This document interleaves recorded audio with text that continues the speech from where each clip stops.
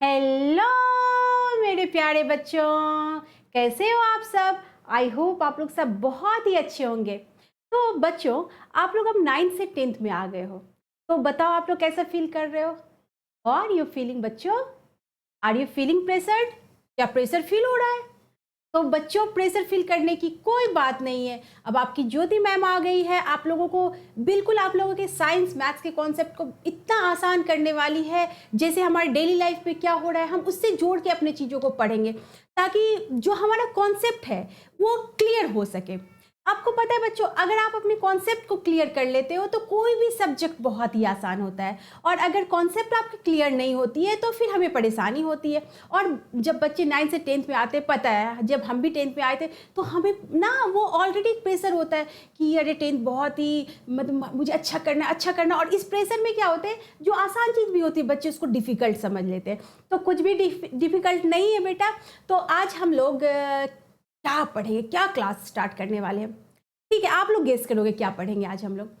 तो बच्चों, ये एक बात बताओ आप कि आपको पता है ना कि दही कैसे बनता है, योगर्ट का फॉर्मेशन कैसे होता है। हाँ मैम, हाँ पता है मिल्क से बनता है। हाँ बिल्कुल सही बात है। तो हम क्या करते हैं, मिल्क लाते हैं, उसे गर्म करते हैं, उसमें थोड़ी सी दही डालते हैं 4-5 आवर्स के लिए, उसे 5-6 आवर्स 4-5-6 आवर्स कुछ भी हो सकता है, बहुत गर्मी होगी तो 4 आवर्स 5-6 ऐसे में आप देखते हो कि वो जो आपका मिल्क है वो कन्वर्ट हो जाता है, योगर्ट में कन्वर्ट हो जाता है। हाँ मैम, ये तो हम डेली देखते हैं।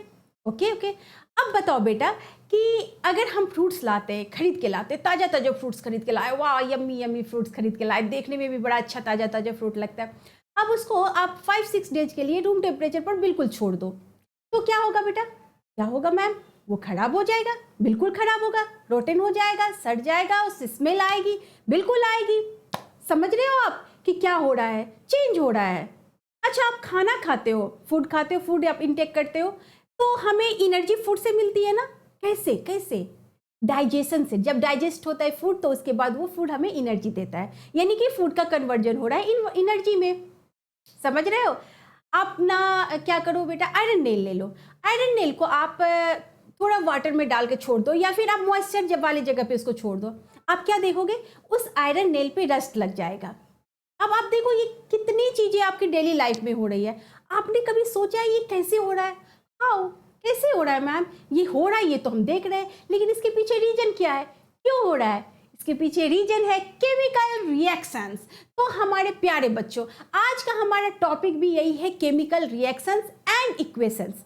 ठीक है, जब हम केमिकल रिएक्शन जानेंगे तो उस केमिकल रिएक्शन का इक्वेशन कैसे बनाएंगे, तो आज हम इस कॉन्सेप्ट को बिल्कुल क्लियर करने वाले हैं। और आपको लगेगा वाह ये तो बहुत ही आसान है, अब तक तो मैं डर रही थी। अच्छा, आपको पता है केमिकल रिएक्शन इक्वेशन सोचते ही बच्चे क्या सोचने लगते हैं कि ये जो भी हो रहा होगा लेबोरेटरी में हो रहा होगा। ऐसा जरूरी नहीं है कि ये सारे रिएक्शन लेबोरेटरी में होते हैं, ये हमारे डेली लाइफ में भी हो रहे हैं। जो हो रहे थे आपने भी देखा, रोज देख रहे हो, लेकिन कभी आपने इस पर गौर नहीं किया। आज से हम ऐसे ही छोटी छोटी चीज़ों को गौर करते हुए और हम अपने सब्जेक्ट को, हम अपने टॉपिक को एकदम आसान डेली लाइफ के साथ जोड़ जोड़ के पढ़ेंगे, आसानी से पढ़ेंगे और आपको लगेगा वाह ये तो बहुत आसान है।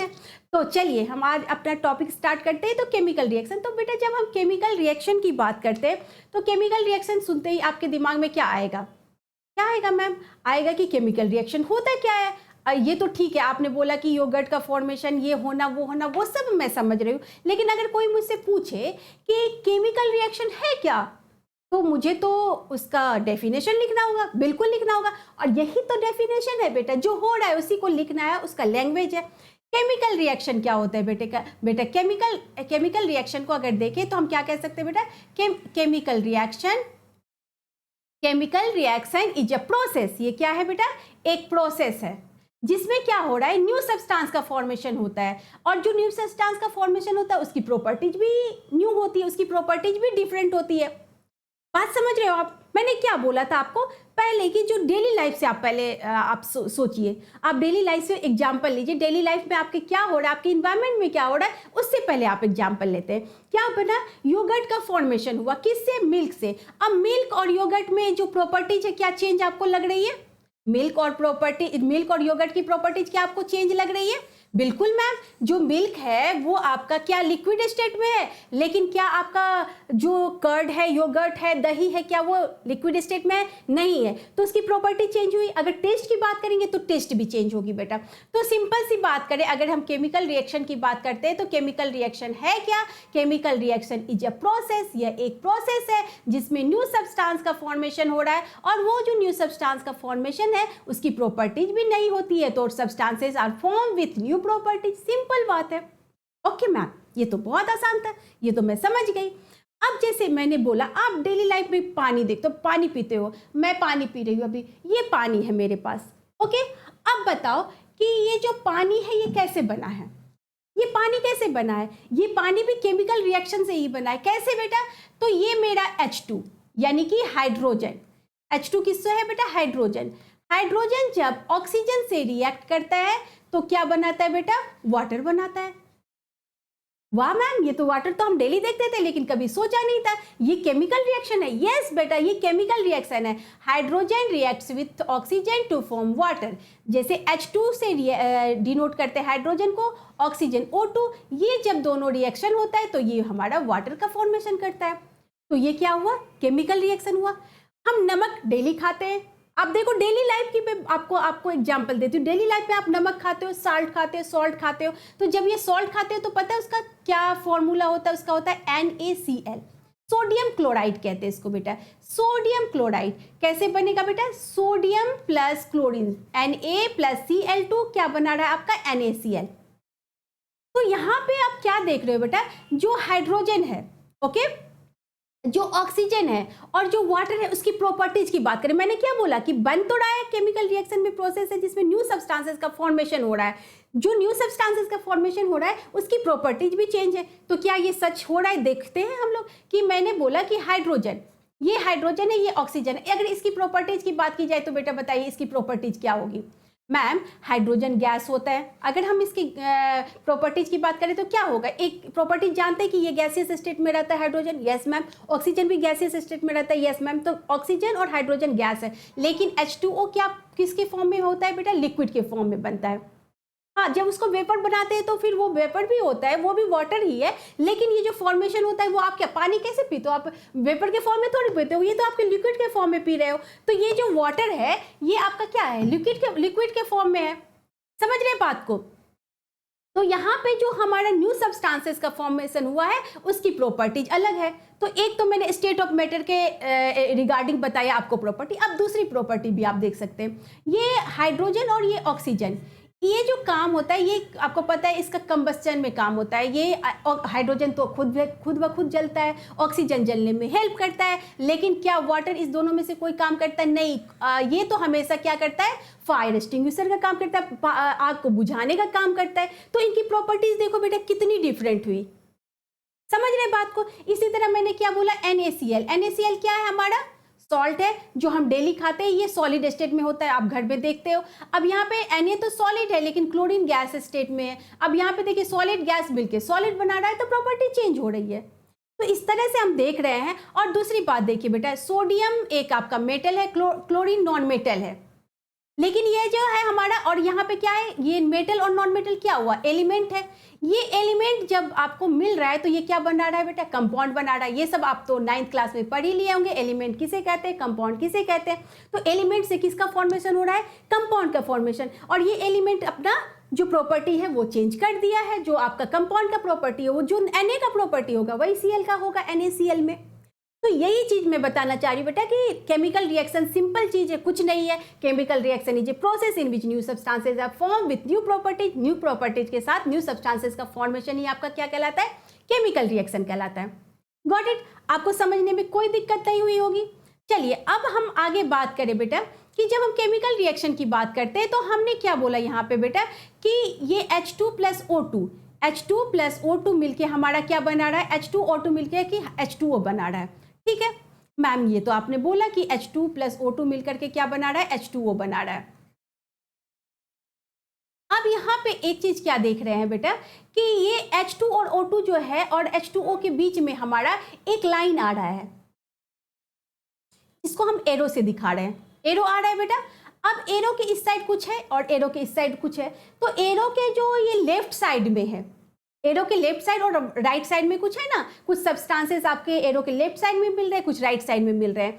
तो जो लेफ्ट साइड में है वो कौन सा सब्सटेंस है बेटा, जो आपका केमिकल रिएक्शन में पार्टिसिपेट करते हैं, मतलब न्यू सब्सटेंस के फॉर्मेशन में जो सब्सटेंस जो है वो पार्टिसिपेट करता है, वो हमारा क्या कहलाता है बेटा, reactants. Reactants are those who participate in the chemical reaction। Chemical reaction में जो पार्टिसिपेट करता है वो सब्सटेंस हमारा क्या कहलाता है, रिएक्टेंट कहलाता है। तो मान लीजिए सिंपल, मैंने बोला A प्लस बी, ये आपको C बना रहा है। अब यहाँ पे A प्लस बी सब्सटेंस है, C भी सब्सटेंस है, ओके। तो ये A प्लस बी क्या हुआ यहाँ पे बेटा, A प्लस बी हमारा क्या होता है, ये रिएक्टेंट होता है, क्योंकि ये पार्टिसिपेट कर रहा है C को बनाने में, सी को फॉर्मेशन में ये ए और बी पार्टिसिपेट करता है, तो यहाँ पे ये क्या कहलाता है बेटा, रिएक्टेंट्स कहलाता है। समझ में आ रही है कि रिएक्टेंट्स कैसा होता है। और हमेशा जब भी फॉर्मूला होता है रिएक्टेंट्स हमेशा लेफ्ट हैंड साइड में ही लिखते हैं और प्रोडक्ट को हमेशा राइट हैंड साइड में ही लिखते हैं, ये हमेशा ध्यान रखिएगा। फिर प्रोडक्ट क्या होगा बेटा, प्रोडक्ट वैसा सब्सटेंस जो आपको रिजल्ट होता है किसका, केमिकल रिएक्शन का। मैंने क्या बोला, ऐसे सब्सटेंस जो पार्टिसिपेट कर रहे हैं और पार्टिसिपेट करके क्या कर रहे हैं, न्यू सब्सटेंस का फॉर्मेशन कर रहे हैं, यानी कि कुछ फॉर्म्ड हो रहा है। क्या फॉर्म्ड हो रहा है, तो ये प्रोडक्ट फॉर्म हो रहा है बेटा। तो प्रोडक्ट क्या होता है बेटा, the substance produced as a result of chemical reaction are called products. ऐसे ही यहाँ पे क्या एक आपका दिया हुआ है एग्जाम्पल देखते हैं, मैग्नीशियम प्लस ऑक्सीजन। जब मैग्नीशियम ऑक्सीजन के साथ रिएक्ट करता है तो मैग्नीशियम ऑक्साइड बनाता है। बात को बहुत अच्छे से समझिए, जब मैग्नीशियम ऑक्सीजन के साथ रिएक्ट करता है तो क्या बनाता है, मैग्नीशियम ऑक्साइड बनाता है। मैग्नीशियम को Mg से डिनोट करते हैं, ऑक्सीजन को O2 से डिनोट करते हैं, तो ये MgO बना रहा है, ओके। अब यहाँ पे आप बताइए कि मैग्नीशियम और ऑक्सीजन क्या हुआ। मैग्नीशियम एंड ऑक्सीजन की अगर बात की जाए तो ये क्या हुआ बेटा, कुछ नहीं, मैग्नीशियम और ऑक्सीजन रिएक्टेंट हुआ। क्यों, क्योंकि ये रिएक्टेंट इसलिए हुआ कि यहाँ पे ये पार्टिसिपेट कर रहा है किसी न्यू सब्सटेंस के फॉर्मेशन में। क्या सब्सटेंस बना, न्यू सब्सटेंस, मैग्नीशियम ऑक्साइड। तो ये क्या हो गया बेटा, ये आपका प्रोडक्ट हो गया। आ रही बात समझ में कि जो सब्सटेंस आपका सब्सटेंसेस किस में पार्टिसिपेट करता है, केमिकल रिएक्शन में, न्यू सब्सटेंस के फॉर्मेशन में, वो रिएक्टेंट कहलाता है। जो न्यू सब्सटेंस फॉर्म्ड हो गया है वो प्रोडक्ट कहलाता है। अंडरस्टैंड, समझ गए, कोई दिक्कत नहीं है और कोई दिक्कत होनी भी नहीं चाहिए। अगर कोई भी दिक्कत हो तो आप पूछ सकते हैं, आप कमेंट कर सकते हैं कि मैम ये चीज़ मुझे समझ में नहीं आ रही, मैं फिर से आपको समझाऊंगी। चलिए नेक्स्ट आते बेटा, जैसे मैंने आपको शुरू में ही कहा था कि क्या कहा था बेटा, कि जो कोई भी केमिकल रिएक्शन होता है वो जरूरी नहीं कि लेबोरेटरी में हो, वो हमारे चारों ओर डेली लाइफ में हो रहा है, बस हम उसे जानते नहीं कि इसे केमिकल रिएक्शन कहते हैं। तो आज जान जाइए कि केमिकल रिएक्शन क्या क्या है। जैसे कि मैंने बताया, फॉर्मेशन ऑफ कर्ड या योगर्ट जो बोलिए किससे, फ्रॉम मिल्क से बनता है, ये आपका केमिकल रिएक्शन है। कुकिंग ऑफ फूड का कुक्ड हो जाना, ये आपका केमिकल रिएक्शन है। डाइजेशन का प्रोसेस, रिस्पिरेशन का प्रोसेस, फर्मेंटेशन का प्रोसेस। आप कैंडल जलाते हैं, बर्थडे मनाते हैं तो कैंडल जलाते हैं, कैंडल फूकते हैं, या अंधेरा हो गया तो हम कैंडल जलाते हैं। तो वो कैंडल का जो आपका ये बर्निंग ऑफ कैंडल जो होता है वो भी एक केमिकल रिएक्शन है। ये फ्रूट, कच्चा फ्रूट पक जाता है तो ये क्या है, पकना क्या है, ये भी केमिकल रिएक्शन है। तो हमारे चारों ओर केमिकल रिएक्शन हो रहे हैं, जरूरी नहीं है कि हम केमिकल रिएक्शन जो है वो लेबोरेटरी में जाके करें, ओके। अब ये तो बात हो गई बेटा केमिकल रिएक्शन की, लेकिन किसी भी चीज़ की अगर हम बात करते हैं तो उसकी कुछ कैरेक्टरिस्टिक होती है। कैसे समझेंगे कि ये रिएक्शन केमिकल रिएक्शन है। अगर जानना है हमें केमिकल, जैसे आप मान लीजिए मैं आपको ये बताती हूँ कि बोलते हैं पापा मम्मी बोलते हैं अरे बेटा आप बड़े हो गए हो, 10th में चले गए हो। हम लोग सब बोलते हैं, टीचर भी बोलते हैं आप लोग बड़े हो गए हो, 10th में चले गए हो। क्यों बोलते हैं आप लोग बड़े हो गए हो, बड़े होने का क्या मतलब हुआ, क्या कैरेक्टरिस्टिक है जो चेंज हुआ आप में। तो आपकी जो बचपन की कैरेक्टरिस्टिक थी वो चेंज हो गई आपके बड़े होने में। मतलब आप बचपन में इतने ज़्यादा मैच्योर नहीं थे, आप चीज़ों को इतनी अच्छे से समझते नहीं थे, सर्कमस्टांसेस को इतनी अच्छी तरह से समझते नहीं थे। लेकिन बड़े होने के बाद जब ग्रोन अप होते हैं तो आप धीरे धीरे चीज़ों को समझते हैं, तो आपकी जो कैरेक्टरिस्टिक है वो क्या होती है, चेंज होती जाती है। उस कैरेक्टरिस्टिक को देख के लोग बोलते हैं कि बड़े हो गए हो। अब कुछ बच्चे क्या होते हैं, बड़े होकर के भी बड़े नहीं होते, तो कहते हैं नहीं ये कभी बदलेगा नहीं, इसमें वो कैरेक्टरिस्टिक दिखता नहीं, बड़ा नहीं होगा, बड़ा नहीं होगा। तो ये चीज़ मैं आपको बता रही हूँ बेटा, क्यों बता रही हूँ, क्योंकि इस तरह से आप समझिए कि कैरेक्टरिस्टिक को देख करके आप कोई चीज़ समझते हैं कि ये चीज़ है, हो रहा है। तो केमिकल रिएक्शन हो रहा है, कैसे समझेंगे हम कि केमिकल रिएक्शन हो रहा है, उसकी भी तो कुछ कैरेक्टरिस्टिक होनी चाहिए, तो होनी चाहिए, लेकिन क्या क्या कैरेक्टरिस्टिक है, तो यहाँ पे हम देखते हैं बेटा कि अगर कैरेक्टरिस्टिक की बात करें बेटा, तो केमिकल रिएक्शन हो रहा है ये जानेंगे, ये इसकी एक कैरेक्टरिस्टिक है इवोल्यूशन ऑफ गैस। जब केमिकल रिएक्शन होता है तो गैस का इवोल्यूशन होता है।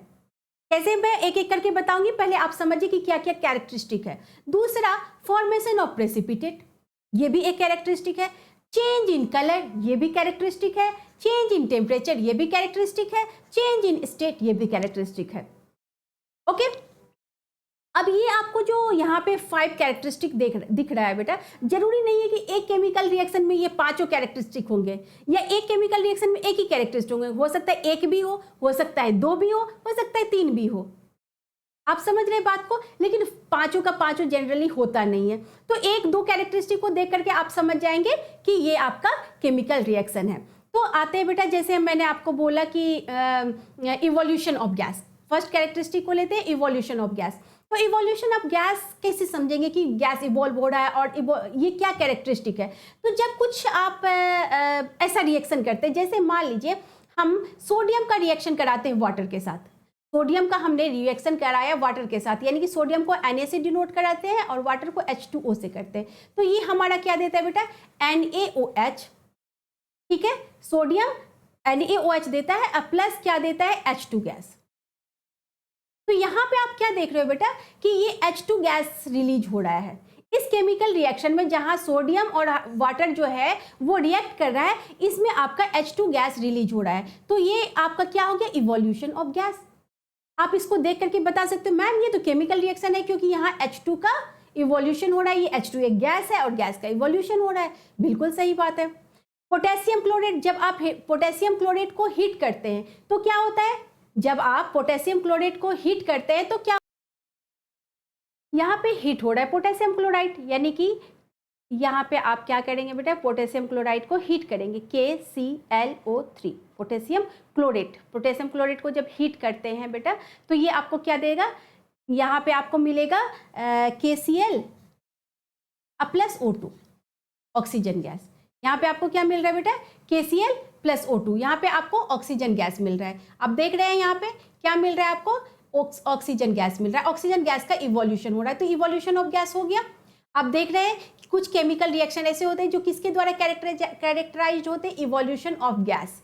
जैसे मैंने बताया कि आपको जब reaction of sodium with water होगा तो आपको H2 गैस निकलेगा। जब पोटेशियम क्लोरेट इसको आप हीट करते हैं, ये साइन का मतलब होता है बेटा हीट, इसको डायरेक्ट आप हीट भी लिख सकते थे, ये साइन दीजिएगा तो हीट होगा। ये सब हम आगे बहुत पढ़ने वाले, क्योंकि इक्वेशन पढ़ने वाले हैं तो इसको आपको समझ में आएगा। तो यहाँ पे हमें मिलेगा बेटा पोटेशियम क्लोरेट को जब करेंगे तो KCl मिलेगा, potassium chloride plus oxygen gas. Okay, और एग्जांपल देख लेते बेटा इवोल्यूशन ऑफ गैस का। जब आप केमिकल रिएक्शन देखते बेटा, zinc and dilute sulphuric acid, zinc and dilute sulphuric acid. अब यहाँ पे एक वर्ड दिया है बेटा डाइल्यूट। डाइल्यूट का मतलब क्या होता है, कोई भी डाइल्यूट सॉल्यूशन डाइल्यूट कब होता है बेटा, जब उसमें क्या होती है कि सॉल्यूशन कैसे बनता है, सबसे पहले ये बताइए, सॉल्वेंट प्लस सॉल्यूट से। तो सॉल्वेंट की मात्रा ज्यादा हो और सॉल्यूट की मात्रा कम हो तो वो हमारा क्या होता है बेटा, डाइल्यूट सॉल्यूशन होता है। तो यहाँ पे डाइल्यूट सल्फ्यूरिक एसिड कहने का मतलब सल्फ्यूरिक एसिड कम मात्रा में, कम क्वांटिटी में। तो जब जिंक और डाइल्यूट सल्फ्यूरिक एसिड मिलता है बेटा, उसकी रिएक्शन होती, मिलता मतलब उसकी रिएक्शन होती है, यानी Zn प्लस H2SO4। तो क्या बनाएगा ये, ZnSO4 बनाएगा, साथ में हाइड्रोजन गैस रिलीज होगा। तो यहाँ पे देख रहे हैं यहाँ भी गैस का इवोल्यूशन हो रहा है। ऐसे ही calcium carbonate with hydrochloric acid, CaCO3 को कैल्शियम कार्बोनेट कहते हैं, CHCl को हाइड्रोक्लोरिक एसिड कहते हैं। ये जब रिएक्शन करता है तो कैल्शियम क्लोराइड बनाता है, साथ में वाटर और कार्बन डाइऑक्साइड गैस रिलीज होता है। आपने देख लिया कि कैसे कैसे हो रहा है, यहाँ पे कौन कौन से ऐसे बहुत सारे, मैंने 3-4 तो आपको बता दी केमिकल रिएक्शन, जिसको आप देख करके बता सकते हो। जहाँ पे भी बेटा देखो ये एरो दिया रहेगा ना, इसका मतलब होता है कि हाइड्रोजन गैस रिलीज हो रहा है, मतलब या फिर कोई गैस रिलीज हो रहा है, कार्बन डाइऑक्साइड है तो यहाँ पे भी बगल में एरो है, उसका मतलब होता है बेटा कि यहाँ पे ये रिलीज हो रहा है। ओके, नाउ अब हम कहते हैं कि हमने बोला कि formation of gas, evolution of gas तो हो गया। दूसरी चीज हमने बताई थी आपको बेटा, formation of precipitate. Formation of precipitate जानने से पहले आप जानिए कि प्रेसिपिटेट होता क्या है, तभी तो आप समझेंगे कि फॉर्मेशन ऑफ प्रेसिपिटेट हो रहा है। प्रेसिपिटेट होता है बेटा एक सॉलिड प्रोडक्ट होता है जो कि सेपरेट होता है सॉल्यूशन से जब केमिकल रिएक्शन होता है। अगर कोई केमिकल रिएक्शन करा रहे हैं और उसमें आप क्या देख रहे हैं कि किसी सॉल्यूशन से कोई आपका सॉलिड प्रोडक्ट सेपरेट हो रहा है, तो वो आपका प्रेसिपिटेट कहलाएगा। ओके, सब साधारण सी चीज है बेटा कि केमिकल रिएक्शन हो रहा है, उस रिएक्शन में सॉल्यूशन है, सॉल्यूशन से हम देख रहे हैं कि एक सॉलिड जो है वो सेपरेट हो रहा है, तो वो प्रेसिपिटेट कहलाएगा। ओके, तो प्रेसिपिटेट जो है आपका, ये आप देख करके बता सकते हैं प्रेसिपिटेट क्या है। और जब प्रेसिपिटेट का फॉर्मेशन होगा इसका मतलब क्या है कि हमारा क्या हो रहा है, केमिकल रिएक्शन हो रहा है। तो इस पे कुछ एग्जांपल ले लेते हैं बेटा, जैसे कि मान लीजिए AgNO3 मतलब कि क्या होता है, सिल्वर नाइट्रेट। इसका रिएक्शन किसके साथ होता है, सोडियम क्लोराइड। तो ये क्या बनाता है बेटे, AgCl यानी कि सिल्वर क्लोराइड बनाता है। तो ये सिल्वर क्लोराइड जो होता है आपका वो प्रेसिपिटेट होता है, ये प्रेसिपिटेट होता है। ये प्रेसिपिटेट के फॉर्म में सिल्वर क्लोराइड जो है वो पीपीटी प्रेसिपिटेट के फॉर्म में, इसको शॉर्ट में कहते हैं बेटा, प्रेसिपिटेट के फॉर्म में आपको ये मिलेगा।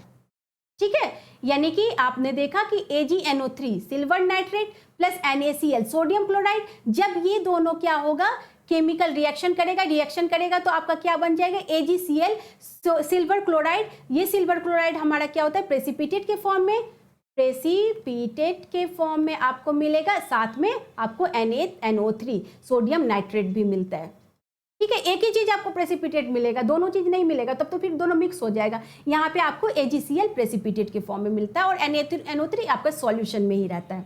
अंडरस्टैंड, समझ गए, वो एक्वस फॉर्म में होता है। NaNO3 क्या होता है, सॉल्यूशन में होता है, तो वो एक्वस फॉर्म में होता है, लेकिन AgCl होता है हमारा सॉलिड के फॉर्म में सेपरेट हो जाता है। तो ये हमारा होता है प्रेसिपिटेट का फॉर्मेशन। इसी तरह हमने क्या कहा, पोटेशियम आयोडाइड, क्या कहते हैं बेटा, पोटेशियम आयोडाइड।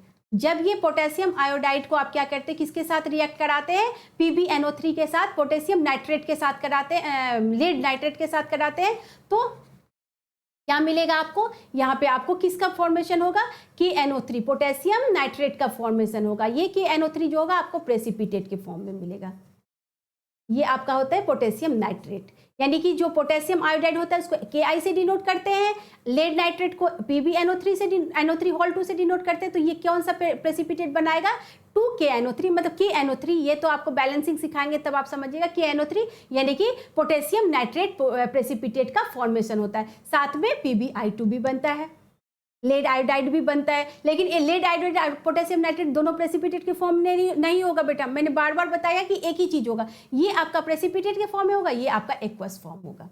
अंडरस्टैंड, समझ रहे हैं बात को कि आप कैसे कैरेक्टराइज करेंगे कि ये हमारा केमिकल रिएक्शन है। तो पहला मैंने बताया आपको इवोल्यूशन ऑफ क्लास, दूसरा बताया फॉर्मेशन ऑफ प्रेसिपिटेट। इसके अलावा और क्या होता है बेटा, आपने बताया, अब मैम आपने बताया चेंज इन कलर, तो हाँ चेंज इन कलर भी होता है, उसको चेंज इन कलर को आप देखिए, कलर में जब चेंज होता है इसको भी देख के आप बता सकते हो कि ये क्या हो रहा है, ये केमिकल रिएक्शन हो रहा है। तो आप एक जब मान लो आप स्कूल में या कभी लैब में जाओगे तो हो सकता है टीचर करके आपको दिखाए भी कि पोटेशियम डाइक्रोमेट जो होता है सॉल्यूशन, यहाँ पे ये मैंने लिया है बेटा पोटेशियम डाइक्रोमेट का सॉल्यूशन। ठीक है, तो ये पोटेशियम डाइक्रोमेट जो है, ये जब इस पे हम क्या करते हैं, डाइक्रोमेट में सल्फर डाइऑक्साइड यानी SO2 गैस को हम रिलीज करते हैं, जब ये क्या करता है, चेंज इन कलर कर लेता है। ये आपका अभी क्या था, ऑरेंज कलर का था, ये ऑरेंज कलर किस में, ऑरेंज कलर का था, ये ऑरेंज कलर किस में चेंज हो जाता है, डार्क ग्रीन में चेंज हो जाता है बेटा, ये ग्रीन कलर में चेंज होता है। तो यहाँ पे दिख रहा है कि चेंज इन कलर है, इसका मतलब कि केमिकल रिएक्शन हो रहा है। तो बहुत सारी चीज कैरेक्टरिस्टिक है जिसको देख करके आप बता सकते हैं कि चेंज इन कलर हो रहा है, ये आपका केमिकल रिएक्शन हो रहा है। नेक्स्ट बात करते हैं बेटा चेंज इन टेम्परेचर। अब ये बहुत थोड़ा सा इंपॉर्टेंट है बेटा, मैं आपको यहाँ पे समझाती हूँ टेम्परेचर में चेंज क्या होगा। अब एक बात बताइए, टेम्परेचर या तो इंक्रीज होता है या तो डिक्रीज होता है, यही तो चेंज होता है ना। इंक्रीज होगा तो क्या होगा, डिक्रीज होगा तो क्या होगा। जब इंक्रीज होगा तो कोई चीज गर्म लगता है, डिक्रीज होता है तो वो ठंडा लगता है, ऑब्वियस सी बात है ना।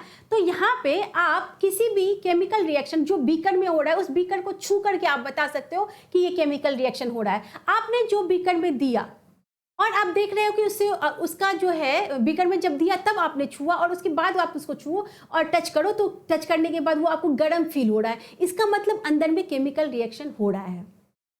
कभी कभी ऐसा भी होगा कि आप उस बीकर को छुओगे तो आपने जब दिया था उससे देखोगे आप कि ये ठंडा हो रहा है, तो ऐसा क्यों हो रहा है? तो इसका मतलब टेम्परेचर डिक्रीज हो रहा है, तो भी केमिकल रिएक्शन हो रहा है। तो दो केस होता है बेटा कि टेम्परेचर या तो इधर इंक्रीज होगा या डिक्रीज होगा, इधर टेम्परेचर इंक्रीज होगा और डिक्रीज होगा। अब यहाँ पे एक टर्म आता है, ये टर्म को बहुत ध्यान से समझिए क्योंकि आगे आपको ये टर्म को देखना है। एक होता है इंडोथर्मिक रिएक्शन और एक होता है बेटा एक्जोथर्मिक रिएक्शन। यहाँ ऐसे आपको इसी चैप्टर में पढ़ना है, लेकिन मैं यहाँ पे बता देती हूँ ताकि आगे जब मैं पढ़ाऊंगी तो आप समझ जाओगे कि अच्छा मैम ने वहाँ बताया था टेम्परेचर इंक्रीज और डिक्रीज के केस में। इंडोथर्मिक मतलब क्या होता है बेटा, जब कोई रिएक्शन होने में आप क्या करते हो, टेम्परेचर देते हो और वो टेम्परेचर को अंदर लेता है, मतलब टेम्परेचर लिया, टेम्परेचर फॉर्मेशन मतलब टेम्परेचर बाहर नहीं लिखता है, प्रोडक्ट के साथ टेम्परेचर हीट नहीं निकल रहा है, यानी कि आप इसको हीट दे रहे हो, आप एनर्जी दे रहे हो, आप रिएक्शन कराने में एनर्जी दे रहे हो, किस फॉर्म में, हीट के फॉर्म में। तो आप हीट जब दे रहे हो तो वो जो आपका रिएक्टेंट्स है वो हीट एब्जॉर्ब कर रहा है, किसके लिए, तो रिएक्शन को कंप्लीट करने के लिए। तो उस समय जो होगा इंडोथर्मिक रिएक्शन होगा और आपका जो टेम्परेचर होगा बीकर का वो डिक्रीज होगा। बात समझ रहे बेटा, टेम्परेचर डिक्रीज होगा क्योंकि इस रिएक्शन में जो रिएक्टेंट्स है वो एनर्जी ले रहा है। इंडो मतलब ऐसे आप याद रखिएगा बेटा, मैं आपको बहुत आसान भाषा में समझाती हूँ। इंडो आने दो आने दो आने दो मतलब अंदर की तरफ आने दो। तो जब अंदर की तरफ आ रहा है तो वो क्या होगा कि मतलब जो हीट है वो अंदर ले जा रहा है, तो जो बाहर का टेम्परेचर है वो क्या हो जाएगा, कम हो जाएगा, यानी वहां उस केस पे क्या हो जाएगा, हीट डिक्रीज हो जाएगा, आपको कोल्ड लगेगा, ठंडा लगेगा। और दूसरी केस पे एक्जो मतलब एक्स ई एक्स से एग्जिट ई एक्स ओ एक्जोथर्मिक मतलब हीट रिलीज हो रहा है। मतलब जब आप मान लीजिए कि हम यहाँ पे मैग्नीशियम और ऑक्सीजन का रिएक्शन कराएंगे तो यहाँ पे आप क्या देखिएगा, MgO प्लस हीट। ओके, अब यहाँ पे आपको हीट किधर दिख रहा है, प्रोडक्ट साइड में, यानी कि जब ये रिएक्शन हो रहा है तो ये रिएक्शन का जो आपका आउटकम है, जो प्रोडक्ट हो रहा है, उस प्रोडक्ट के साथ हीट का भी फॉर्मेशन हो रहा है। जब प्रोडक्ट बन रहा है तो हीट का भी फॉर्मेशन हो रहा है, तो इसका मतलब यहाँ पे हमारा क्या हो गया, ये एक्जोथर्मिक रिएक्शन हो गया। कोई भी नेचुरल गैस जो होती है बेटा, जैसे मान लीजिए हम नेचुरल गैस लेते हैं मीथेन, CH4 प्लस O2 करेंगे तो यहाँ पे हमारा क्या बनेगा, CO2 plus H2O plus heat. यहाँ पे हमारा क्या होगा बेटा, हीट का फॉर्मेशन होगा। तो जब हीट का फॉर्मेशन हो रहा है तो आपका मतलब क्या है, प्रोडक्ट साइड में आप हीट को देख रहे हो। जब प्रोडक्ट साइड में आप हीट को देख रहे हो तो यहाँ पे हमारा इसका कहने का मतलब क्या हो गया बेटा, ये रिएक्शन जो है वो एक्जोथर्मिक रिएक्शन है आपका। वो क्या है बेटा, एक्जोथर्मिक रिएक्शन है। तो समझ गए इंडोथर्मिक और एक्जोथर्मिक क्या होता है, जब पार्ट जो आपका रिएक्टेंट्स है वो रिएक्शन करने में एनर्जी ले रहा है, और एक्जोथर्मिक क्या होता है, जब एनर्जी आपका क्या होता है, रिलीज होता है। जब आपका हो गया रिएक्शन, प्रोडक्ट बन गया, उस प्रोडक्ट के साथ क्या हो रहा है, हीट एनर्जी मतलब एनर्जी भी रिलीज हो रहा है। ठीक है, जैसे मान लीजिए हमारा क्या, अगर हम बात करें रिस्पिरेशन की तो वो भी क्या है, हमारा एक्जोथर्मिक रिएक्शन है। कैसे, आपको पता है ना कि एनर्जी रिलीज होता है, हम फूड जो खाते हैं तो वो एनर्जी के फॉर्म में ही ना, एनर्जी नहीं होगा तो क्या होगा, हम तो कुछ काम भी नहीं कर पाएंगे। तो वो रिस्पिरेशन भी एक्जोथर्मिक रिएक्शन है, जो केमिकल रिएक्शन होने के बाद क्या करता है, वहाँ पे एनर्जी के फॉर्म में रिलीज होता है, हीट के फॉर्म में रिलीज होता है। तो एक्जोथर्मिक कहने का मतलब बेटा, जब प्रोडक्ट के साथ हीट एनर्जी भी रिलीज होती है तो वो हमारी एक्जोथर्मिक कहलाती है। और जब रिएक्शन एक्जोथर्मिक होगा तो जहाँ पे आप करवा रहे हैं रिएक्शन, उसमें टेम्परेचर आपका बढ़ेगा, तो टेम्परेचर इंक्रीज होगा। और या जहाँ पे आपका रिएक्टेंट साइड में वो ले रहा है, इंडो मतलब आने दो, वो ले रहा है रिएक्शन को प्रोसीड करने में, तो वहाँ पे इंडोथर्मिक होगा और वहाँ पे हीट डिक्रीज होगा। अंडरस्टैंड, ये बहुत आसान है, समझ गए होंगे। और नहीं समझे होंगे तो एक बार इसको फिर से आप देखिए, अब एक एक बातों को समझिए, आपको समझ में आ जाएगा बेटा। ठीक है, अब नेक्स्ट बात करते हैं बेटा। नेक्स्ट था मेरा चेंज इन स्टेट, स्टेट में चेंज होना मतलब सॉलिड से लिक्विड होना, लिक्विड से गैसेस स्टेट होना, गैसेस से एक्वस हो जाना। मतलब स्टेट तो ऐसे तीन ही है, सॉलिड, लिक्विड एंड गैस, लेकिन एक्वस भी आपको इसमें केमिकल रिएक्शन में मिलेगा बेटा। जो ना सॉलिड होता है ना लिक्विड होता है, यानी कि सॉलिड जो होता है वो लिक्विड के साथ मिला हुआ होता है, वो एक्वस कंडीशन आपको कहलाता है, वो सॉल्यूशन में होता है। तो अब आप ये डेली लाइफ से आप एक एग्जांपल लीजिए। मैंने आपको क्या बोला, आप कैंडल जलाते हो, तो आपको पता है जब वो कैंडल जलाते हो तो ये आपका केमिकल रिएक्शन है।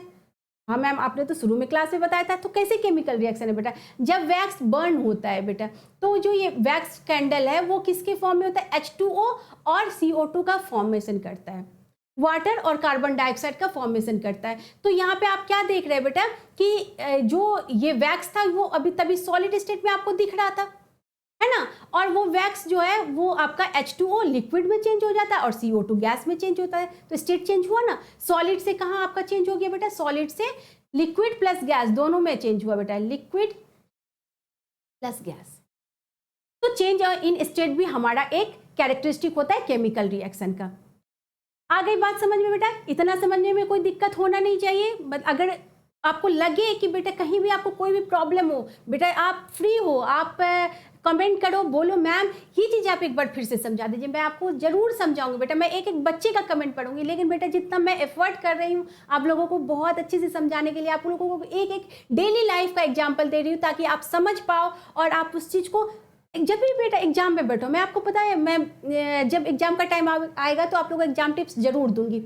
एग्जाम में बैठो तो इतना मतलब क्वेश्चन को इस तरह से मत समझो कि क्वेश्चन पढ़ रहे हैं, आप समझो कि ये कहना क्या चाह रहा है। जो कहना चाह रहा है उसको आप अपने लैंग्वेज में, अपने जो आपको जो लैंग्वेज अच्छा लगता है उस लैंग्वेज में आप उसको तोड़ो, ट्रांसलेट करो, उसके बाद उस क्वेश्चन को बनाने का, सॉल्व करने का कोशिश करो। आपसे 100% गारंटी है वो क्वेश्चन आपसे बनेगा ही बनेगा। और मैं आपको सच बताती हूँ, अगर आप मेरे क्लास में मेरे साथ रेगुलरली जुड़े रहेंगे तो आपको मैं इतनी मतलब साइंस और मैथ्स को इतने आसान तरीके से आपको समझा दूंगी और इतना आसान बना दूंगी, आप बोलोगे मैथ्स और साइंस तो बहुत ईजी है। ओके, तो चलिए बेटा अब बात करते हैं। ये तो हो गई केमिकल रिएक्शन। मैंने हमेशा बोला कि sodium reacts with chlorine to form sodium chloride, hydrogen reacts with oxygen to form water. ये सब मैं जब बोल रही हूँ बेटा तो ये लिखना बड़ा मुश्किल होता है। Hydrogen reacts with water to form, hydrogen reacts with oxygen to form water. तो इसको आप क्या कर रहे हो, इसको आप सिंबल के फॉर्म में, हाँ, कि हाइड्रोजन का सिंबल क्या है? H2 है, ऑक्सीजन का सिंबल क्या है? O2 है, और इस दोनों को हम, वाटर का सिंबल क्या है? वाटर का सिंबल या इसका फॉर्मूला क्या है? तो H2O है, फॉर्मूला H2O है। तो यानी कि जो आपके सिंबल्स है, जो आपके फॉर्मूला है, उसको आप, उसकी हेल्प से आप क्या करते हो? केमिकल रिएक्शन को रिप्रेजेंट करते हो। तो वो क्या हो जाता है बेटा? तो आपको पता है ना, जब रिप्रेजेंटेशन अच्छी होती है, मतलब प्रेजेंटेशन किसी भी चीज़ की अच्छी होती है तो वो देखने में बड़ा अच्छा लगता है। केमिकल रिएक्शन भी ऐसा ही है। जब आप उसको ऐसे वर्ड के फॉर्म में बोलते हो और जब आप उसको सजा करके इक्वेशन के फॉर्म में लिखते हो तो वाह वाह क्या बात है, क्या मज़ा आ जाता है। तो अगर पूछे बेटा व्हाट इज केमिकल इक्वेशन, तो वाह वाह मज़ा आ जाता है। मत लिख देना बेटा, क्या लिखोगे? लिखोगे कि केमिकल रिएक्शन क्या, केमिकल इक्वेशन क्या होता है बेटा? द मैथ जी, ये एक मेथड है बेटा। ये कैसा मेथड है? द मेथड ऑफ रिप्रेजेंटिंग, मतलब रिप्रेजेंट करने के लिए किसको? केमिकल रिएक्शन को। Representing a chemical reaction with the help of symbols and formula of the substances involved in it is known as chemical reaction. Okay, जो आपका क्या है, आपने अभी बोला कि केमिकल रिएक्शन जो है, मैम केमिकल रिएक्शन क्या है? तो केमिकल रिएक्शन तो ऐसा है कि जहाँ पे दो सब्सटेंस जो है रिएक्ट करते हैं या सब्सटेंसेस रिएक्ट करके प्रोडक्ट का फॉर्मेशन करते हैं, तो ये तो केमिकल रिएक्शन है। लेकिन इसको आप कैसे लिखते हो, कैसे रिप्रेजेंट करते हो? तो रिप्रेजेंट करने का जो तरीका होता है वो आपका केमिकल इक्वेशंस कहलाता है। तो ये the method of representing a chemical reactions with the help of symbols and formula of the substances involved in the chemical reaction is known as chemical equation. जिस केमिकल रिएक्शन की हम बात कर रहे हैं उस केमिकल रिएक्शन में कौन कौन से ऐसे सब्सटेंस हैं जो पार्टिसिपेट कर रहे हैं, और सब्सटेंस पार्टिसिपेट करके क्या बना रहे हैं, क्या फॉर्म कर रहे हैं, क्या प्रोडक्ट बना रहे हैं, उसके सिंबल और फॉर्मूला को लिख करके, रिप्रेजेंट करके हम केमिकल इक्वेशन बना सकते हैं। कितना आसान है, ठीक है। तो एक तरह से सिंपल वर्ड में पूछे कि केमिकल इक्वेशन का यूज क्यों करते हैं? क्योंकि एक शॉर्ट हैंड मेथड है रिप्रेजेंट करने के लिए केमिकल रिएक्शन को। समझ रहे बेटा बात को? जैसे मान लीजिए मैंने आपको बोला कि कार्बन, यहाँ पे मैंने बोला आपको, एक minute, carbon reacts with oxygen to form carbon dioxide। अब बोलोगे मैम ये तो बहुत लंबा चौड़ा है, तो इसी को तो बेटा शॉर्ट हैंड मेथड में लिखना। अब आपने देखा क्या, कार्बन रिएक्ट्स विथ, चेंज कर लेते हैं पेन को फिर आपको अच्छे से। कार्बन, कार्बन जो है वो किसके साथ, ऑक्सीजन के साथ रिएक्ट कर रहा है। अब मैंने क्या बोला, रिप्रेजेंट कैसे करेंगे बेटा, सिंबल के साथ। तो कार्बन का ये जो कार्बन है इसका सिंबल क्या होता है, तो मैम सी, ठीक है। और ऑक्सीजन का सिंबल क्या होता है मैम O2, तो ये हमारा क्या देता है बेटा, CO2। अब देखिए कितना आसान हो गया, इतना जो भारी भरकम चीज है इसको लिखने से अच्छा है कि आप उसको शॉर्ट हैंड मेथड में लिख देते, उसके जो आपका फॉर्मूला है उसका जो सिंबल है उसके फॉर्म में आप रिप्रेजेंट कर देते। ये तो केमिकल रिएक्शन है। ऐसे ही मैंने बोला आपको कि sodium reacts with chlorine, sodium reacts with chlorine to form sodium chloride. अब इसी को हमें लिखना है तो हम क्या लिखेंगे बेटा बताइए, सिंपल से लिख लेंगे कि सोडियम का मैम हमें पता है सिंबल Na होता है, क्लोरीन का Cl2 होता है, और ये हमारा क्या बनाता है NaCl। वाह, आपको तो सब आता है, आपको सब पता है। तो बेटा ऐसे ही छोटे चीज़ों को जब आप आसानी से समझते हो तो वो आपको बहुत आसान लगती है। तो ये Na प्लस Cl2 क्या होता है, NaCl बनाता है। अब समझ गए कि कैसे हम किसी भी केमिकल रिएक्शन को इक्वेशन के फॉर्म में लिखते हैं। कुछ नहीं, जो सिंबल है, जो रिएक्टेंट साइड में है सिंबल उसको लिख देते हैं, जो आपका प्रोडक्ट साइड में सिंबल है या जो प्रोडक्ट साइड में आपका फॉर्मूला है उसको लिख देते हैं। जैसे मान लीजिए हमने बोला कि कैल्शियम ऑक्साइड, तो CaO प्लस वाटर के साथ रिएक्ट कर रहा है, तो यहाँ पे हमने क्या किया, इसका भी फॉर्मूला लिखा, कैल्शियम ऑक्साइड का फॉर्मूला लिखा, हमने वाटर का भी फॉर्मूला लिखा, उससे जो हमारा प्रोडक्ट मिलेगा उसका भी हम फॉर्मूला लिख देंगे, CaOH whole 2, calcium CaOH whole 2। तो यहाँ पे आप देख रहे हो ना, कोई बात नहीं है, जो भी दिया रहेगा, जो बोलेगा। मैंने बोला कैल्शियम ऑक्साइड जो है वाटर के साथ रिएक्ट करता है और कैल्शियम हाइड्रोक्साइड बनाता है। आपने बोला अच्छा मैम अब तो मुझे समझ में आ गया, आपने बोला था या तो सिंबल या तो फॉर्मूला, तो हमें पता है कैल्शियम ऑक्साइड का फॉर्मूला CaO होता है, वाटर का फॉर्मूला H2O होता है। अब ये क्या बनाता है, CaOH होल 2 बनाता है। ओके बेटा, तो ये हमारा क्या था बेटा, केमिकल रिएक्शंस एंड इक्वेशन। अब एक चीज मैं आपको बताती हूँ बेटा, अब यहाँ पे थोड़ा एक चीज देखिए, यहाँ पे आप क्या देखें, कार्बन का नंबर ऑफ एटम्स 1 है, ऑक्सीजन का नंबर ऑफ एटम्स 2 है, और जब हम यहाँ पे जो प्रोडक्ट आता है उसमें भी हम देख रहे हैं कार्बन का जो है वो एटम का नंबर ऑफ एटम 1 है, ऑक्सीजन का 2 है। तो इसका मतलब ये रिएक्शन जो है वो क्या है, आपका बैलेंस है। और दूसरी तरफ हम क्या देखते हैं, Na प्लस Cl2, यहाँ पे जब प्रोडक्ट में देखेंगे तो सोडियम का तो 1 है, सोडियम की अगर हम देखें नंबर ऑफ एटम तो ये हमारा क्या है बेटा 1 है, और क्लोरीन का क्या है 2 है। लेकिन यहाँ पे हम क्या करेंगे, देखें ना Na तो 1 है लेकिन Cl तो 1, Cl आपका क्या हो जाएगा 1 ही है, तो इसको 2 बनाने के लिए हम क्या करते हैं 2 यहाँ डाल देते हैं, फिर हमें 2 यहाँ डालना पड़ता है। तो ये सब क्या है मैम, मैंने बहुत जगह देखा है कि मैम इस तरह से लिखा होता है 2Na plus Cl NaCl 2NaCl। ये क्या है मैम, तो ये कुछ नहीं है बेटा, ये जो आपने इक्वेशन बनाने के लिए सीखा इसका बैलेंसिंग है, यानी कि कुछ इक्वेशन बैलेंस्ड होते हैं, कुछ इक्वेशन बैलेंस्ड नहीं होते हैं। तो जो बैलेंस्ड इक्वेशन है तो उसके लिए तो कोई दिक्कत नहीं है, लेकिन जो बैलेंस्ड इक्वेशन नहीं है उसको हमें बैलेंस करना पड़ता है। तो यही हमारा बैलेंसिंग ऑफ इक्वेशन होता है। तो आगे की क्लास में हम पढ़ने वाले हैं बैलेंसिंग ऑफ इक्वेशन, एकदम मजेदार तरीके से पढ़ने वाले हैं। पहले तो मैं आपको बताऊंगी कि बैलेंस्ड इक्वेशन क्या होता है, अनबैलेंस्ड इक्वेशन क्या होता है, अगर वो अनबैलेंस्ड है तो उसको बैलेंस कैसे करते हैं, बहुत ही मजेदार तरीके से पढ़ने वाले हैं बेटा हम। तो आगे की क्लास में हम बने रहिए, आगे की वीडियो को देखिए आप। लेकिन बेटा आज मैं आपको बता रही हूँ कि मुझे लगता है कि मैंने आपको जो भी यहाँ तक बताया है केमिकल रिएक्शन एंड इक्वेशन तक आपको समझ में आ गया होगा।